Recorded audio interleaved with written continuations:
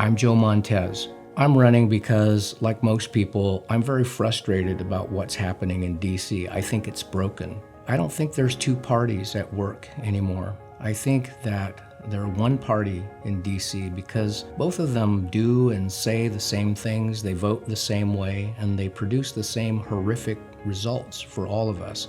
That frustration has caused me to step up and say, you know, I have some unique skills as a former judge. I have some motivation and drive and discipline as a veteran. I have a lot of business building experience, and we need a lot of jobs right now because our economy is also broken from these failed practices that we see in DC. The career politicians and what has become known as the establishment, they're focused on things like power, profit, privilege, and party. But the only P that they're missing is the most important one, and that's people. I want to run because I want to represent the people. I also want to talk about water. It's a very critical issue in the North State. I don't want anyone to be deceived into thinking that now that we've had some rain and our rivers are running full, our lakes are higher, that we're out of the woods. It will take several years of that type of weather to correct what we've been through. I am in favor of preserving as much of our North State waters as possible. Doug LaMalfa co-sponsored H.R. 5781, which is designed to transfer more of our waters down south, and I am opposed to that.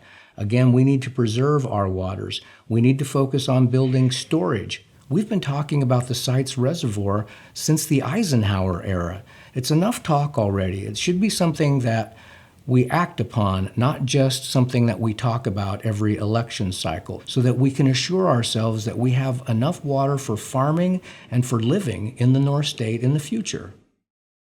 I know how to build jobs. In fact, I am the only candidate in this race that has successfully negotiated on multiple occasions contracts with a Fortune 250 company to land many, many jobs here in Chico. It's a model that can be replicated across the entire North State. I know how to do it. It takes a lot of work. It takes a lot of time. It takes a lot of focus and a lot of discipline. But I will do that because we have everything that especially high-tech companies want. They're not stopping here because they just don't know about us. And that's because of failed leadership.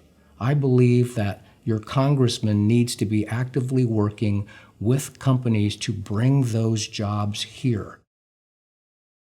As a former judge, I understand the importance of writing clear laws.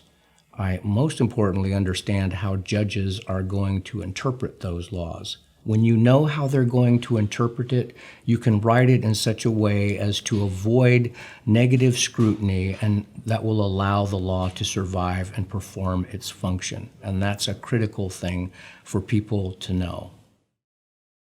With respect to expenses, we need to reduce all unnecessary expense. For me, that means not giving corporate welfare. Doug LaMalfa thought it was appropriate to give Amtrak $7.2 billion. I'm sorry, when you do that to a company, you make them inefficient because they don't have to stand on their own 2 feet like every other business does. The government should not be allowed to pick and choose winners. Private enterprise needs to stand on its own. It's important that we stop deficit spending. We're spending much more than we take in every year, and we are violating the Budget Control Act in doing that. We are contributing to a greater debt when we do that. You know, if you and I were to write checks from an account we know there's not enough money to cover, that's a crime. We shouldn't allow Congress to get away with that either, and they've been doing it for far too long. Don't spend more than you take in. That's going to be my vote, and that's going to be a consistent approach for me. I want to make 2 pledges to my constituents. First is that I believe in term limits, and I will not serve in Congress longer than 10 years.